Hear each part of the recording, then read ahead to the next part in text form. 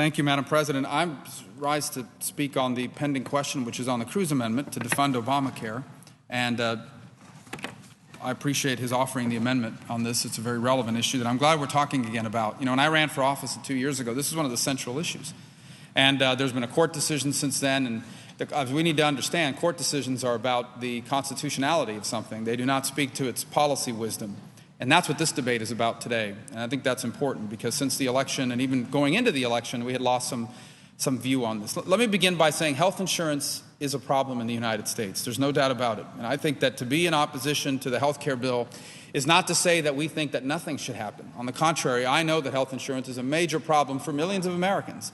Its affordability is a problem. Its access is a problem. The ability of people to get the kind of health coverage that they want. In fact, when I was the Speaker of the Florida House, I had that honor of being that for 2 years when I was in Florida, we actually worked on some ideas that created a marketplace where the private insurers and others could come together and create creative packages for people.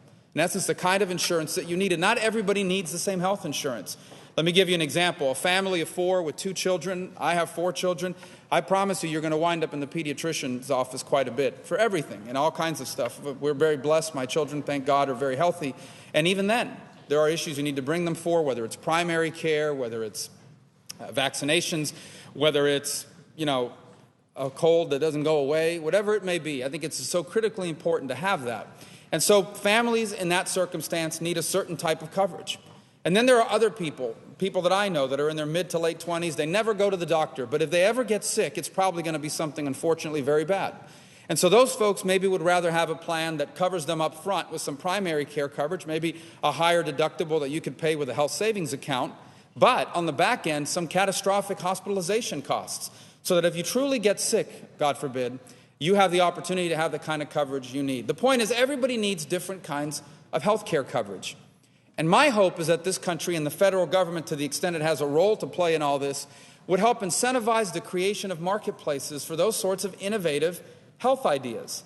As I said, not everybody needs the same health insurance. And that's why there's some principles that should have guided us when this was debated before I got here and should guide us going forward. For example, I think that one of our guiding principles should be that Americans should be able to buy health insurance from any company in the country that's willing to sell it to them.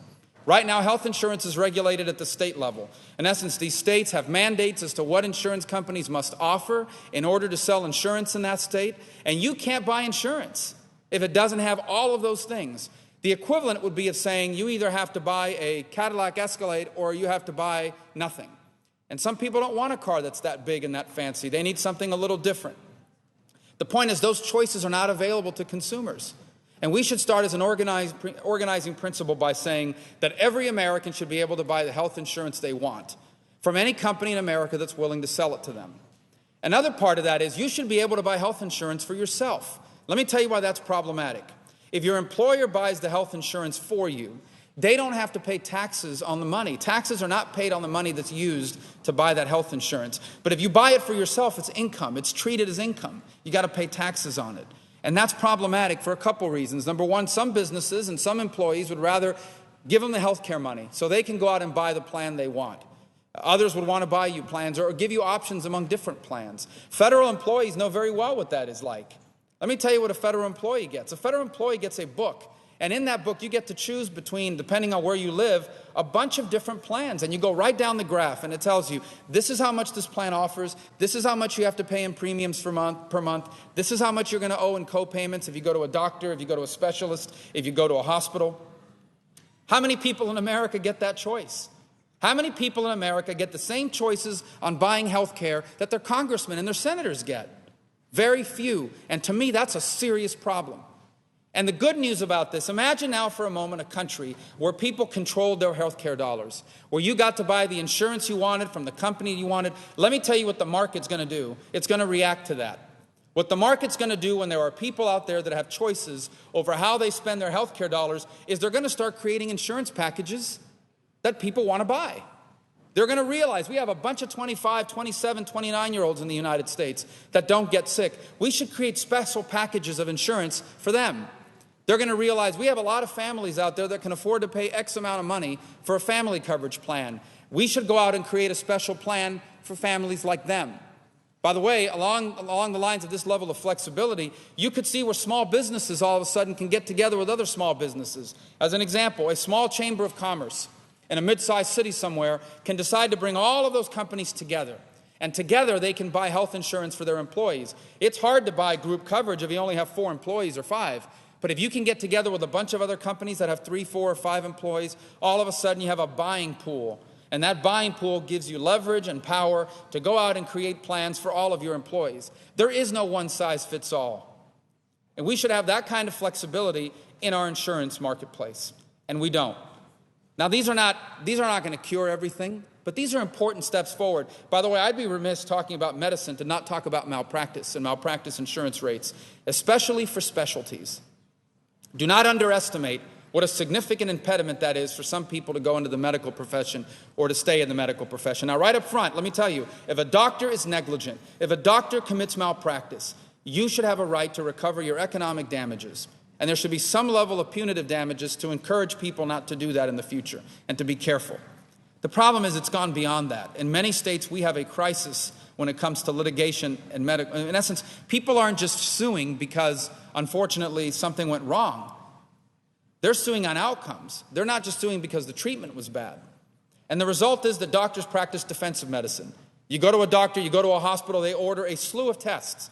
Not because you need them, but because they want to make sure they are covered. That if they ever wind up in a court, they can be able to say to the jury, look at all these tests I ordered, even though most of them may not have been necessary. Who do you think pays for that? We do. It's worse than that. There are places like in Florida where obstetricians don't even have coverage at all. They go bare. And what they do is they hire these lawyers to protect their assets so they can't be sued. And I know true stories of obstetricians that won't see certain patients anymore because they're afraid of the outcome of what may happen. And so I think that we need to look at, perhaps not as a part of the insurance situation, but in healthcare across the state, ways to incentivize states to pass medical malpractice reform that protects patients. People should always have the right to access the court system for wrongdoing, and especially to be compensated for their economic damages. So if a doctor commits malpractice and you can't work anymore, all those lost wages that you're not going to be able to work for in the future, you should be able to be rewarded for that. But I'm telling you guys, if we allow doctors to continue to be sued in this country as an industry, which is what it's become, people are not going to go to medical school. And here's another problem you're starting to see. A lot of young people in medical school don't want to go into the complex issues anymore. They don't want to become brain surgeons. They don't want to become OBGYNs. They want to go into some other specialties that, in addition to offering, better hours, your beeper doesn't go off if you're a plastic surgeon at 3 in the morning. In addition to that, they don't have to worry about liability. And let me tell you, that's a problem. In Florida, most of our cardiologists are over the age of 50. What does that mean 10 years from now? That means we're not going to have enough cardiologists. And it's discouraging people from going into very important professions in medicine because they are afraid that they're going to get sued, not for doing something wrong, but because things didn't turn out well in treatment. But let me just put on the record that I'm not against people being able to sue a negligent doctor. In fact, I think negligent doctors shouldn't only be sued, they should lose their license. I'm just saying that if we go too far, like anything in the world, you're going to lose people from medicine. They're going to decide not to go in it. Now, let's talk about this issue for a moment and the amendment that's before us. The problem with Obamacare is that it is a one-size-fits-all approach for the entire country. And the health care needs of Americans are very different. Number one, they're very different geographically, depending on where you live. Number two, they're very different depending on your family situation, your health situation, etc. Now, some people are very sick. They're chronically ill. And that's where we can have a conversation about high-risk pools, because those people are very difficult to insure. If someone is sure to get sick, it's hard to find an insurance for them because you're guaranteed to be sick. So we have to find a solution for that problem. And that's where conversations about high-risk pools at the state level are a valid thing to talk about. But beyond that, I think people should have flexibility, and that's not what Obamacare does. And I understand that people read the newspaper and say, oh, this is good. We're going to get a health care plan. We're going to be able to buy insurance. My boss is going to be forced to give me health insurance. That isn't how it's going to work out, guys. That isn't how things work out in the real world, and we're already starting to see the impacts of it. What's amazing to me is that as this law begins to develop, as people start to see the true impact and the unintended or maybe even the intended consequences of this law, I predict right now that the number of people who are excited about Obamacare is going to dwindle rapidly. In fact, the proof is how many groups have come up here already and asked to be exempted out. How many unions, how many other groups have raised their hand and said, please don't make us live under the laws that we supported.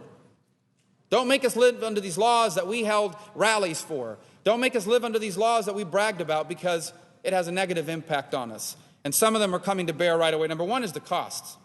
When this thing was passed, they said it would be about $1 trillion, $940 billion to be exact. Now we know it's $1.7 trillion in gross costs over the next few years. How about tax hikes? Absolutely.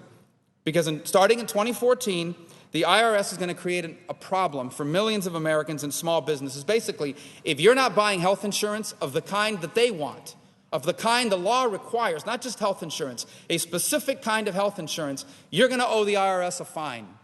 Think about that for a moment.